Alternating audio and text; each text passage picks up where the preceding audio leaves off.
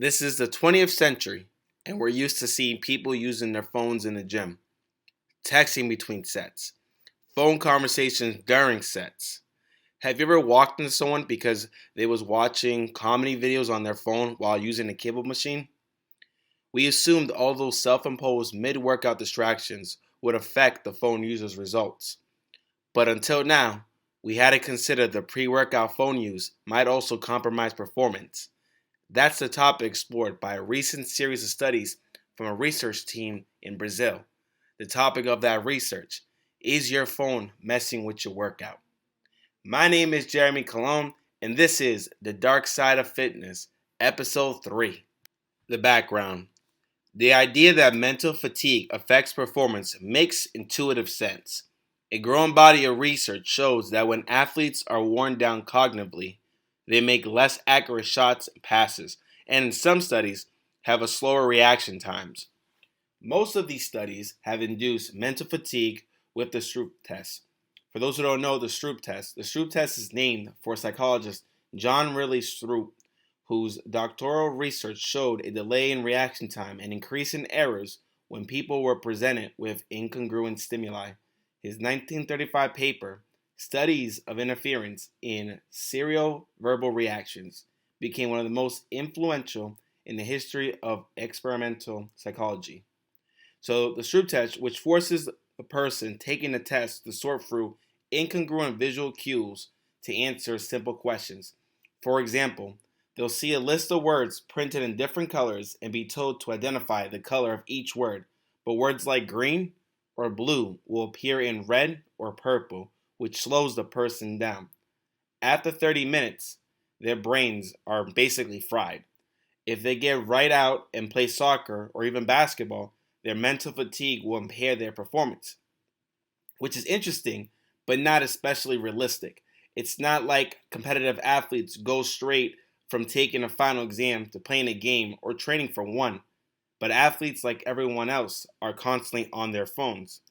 Could the cognitive strain of their online activity affect their training?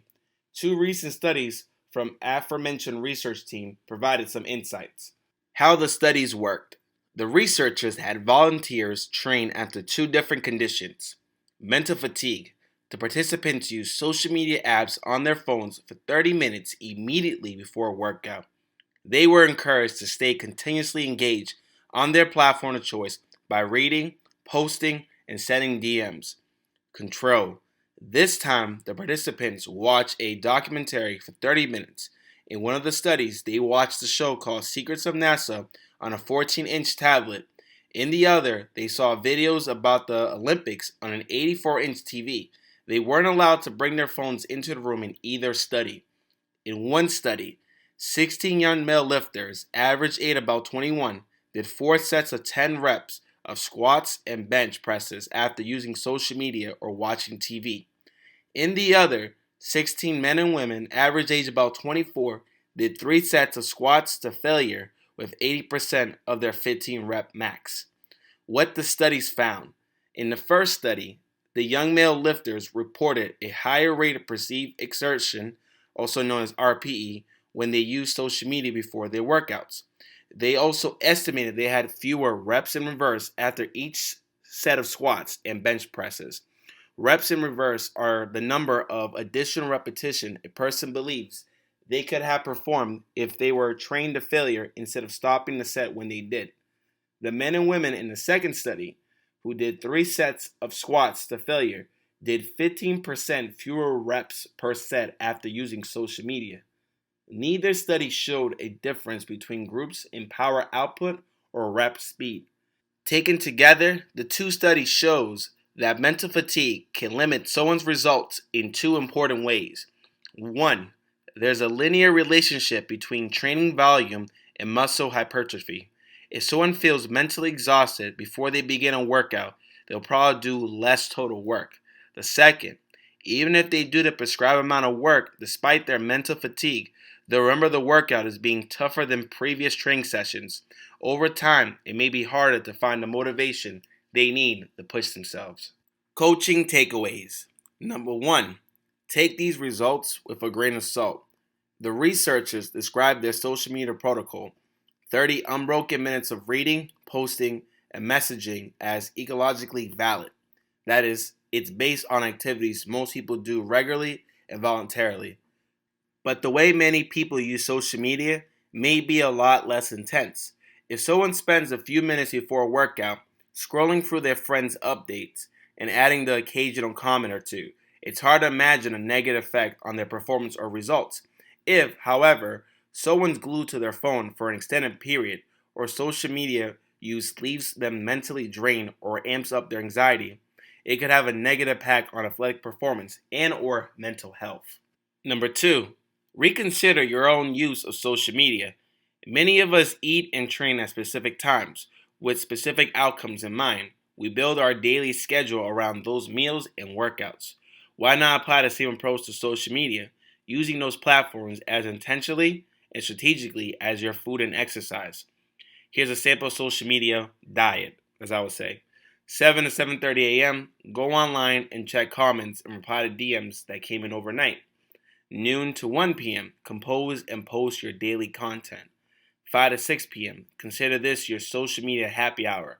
Scroll through your feeds, make a reply to comments, and check in with friends. Obviously, this is just one example of what it might look like, but putting boundaries around social media use, it can be a game changer for many folks. If you made it this far into the video, I want to say thank you so much. So, my thoughts about texting and being on your phone during workouts, honestly, we've all been there, including myself. Sometimes I'll catch myself spending too long just scrolling on social media, checking my email, texting, and then I realize that the whole point of the gym is to take care of yourself. The whole point of the gym is to take yourself out of the situation that we call life and take the time, take the hour, or whatever time that we need to just work on ourselves. And part of that is attention, giving proper attention to ourselves, which if we don't do it, no one else will.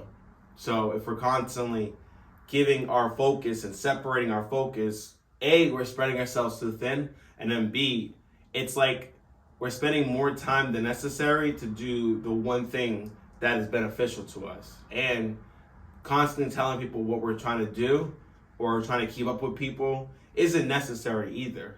I feel like going into a gym, going to a studio, taking a class, I feel like that requires complete attention to details, complete attention. Like we take ourselves completely into the situation and completely do what is called upon us. And I feel like it's hard to do that. And even from the study, the two studies of folks who were on their phone versus those who kind of like were just kind of passing through. It actually shows. I think, in my opinion, as a coach in a profession, being on your phone does take away from your performance, especially depending on what your goals are. If you're lifting heavy or losing weight, I feel like the distractions keep you from doing your best work, and that means doing your best performance, whether you're going for failure on deadlifts or hitting a new PR, especially if you're doing the more technical lifts like Olympic lifting, like snatching or clean and jerks, or just anything. Every compound movement that you do requires a bit of technology, but also it also involves you actually giving it your full effort. And I feel like being on your phone or being that person, or taking 3-4 minutes in between sets, like, yeah, don't get me wrong, take your breaks if you're lifting heavy. I feel like it's necessary, but don't take 10 minutes because you're scrolling through social media and looking at videos. And I feel like the unspoken rule of gym etiquette, I feel like it's not always, I feel like everybody has like their own individual say on it, but I feel like it's like that elephant in the room that when you go to a gym, most serious gyms, are blaring loud music in the background. People are focused on their lifts. They're writing down their stuff.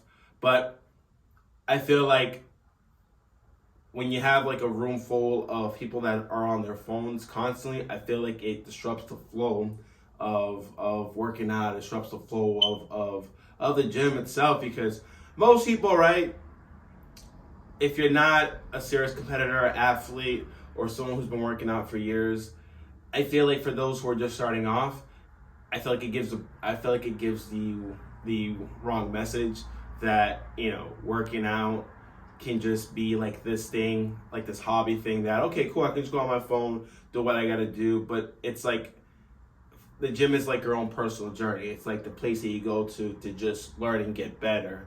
And sometimes when we get too wrapped up on our phones, we forget everything about why we're here and what matters the most to us. And it just the hours just that the time just goes by as if nothing was accomplished. So I think, like, when in doubt, if you're gonna go to the gym, and this is like from me, my personal professional opinion, it's like if you're gonna go to the gym or go to a studio or whatever, just remind yourself that this is the time for you to just get better, to get stronger, and that when you have distractions, just know that it's taken away from your own growth, from your own progress. Don't get me wrong, whatever stuff is what's going on in your personal life, handle it however you gotta handle it, but just realize that everything comes down to a trade-off. You know, the less time you give things, the longer it takes to reach whatever goal you have in mind. So next time you approach the gym, just keep those in mind. Like, again, we're all adults. We're gonna do what we need to do. We're gonna do what we want. But when it comes to the gym, remember that this is your journey to get better. So let me know your thoughts. Let me know if you have like any comments or questions, or just basically say your piece on what you think about the study and about what I said. As always, please share, please subscribe. That helps. And have a great Friday. Take care.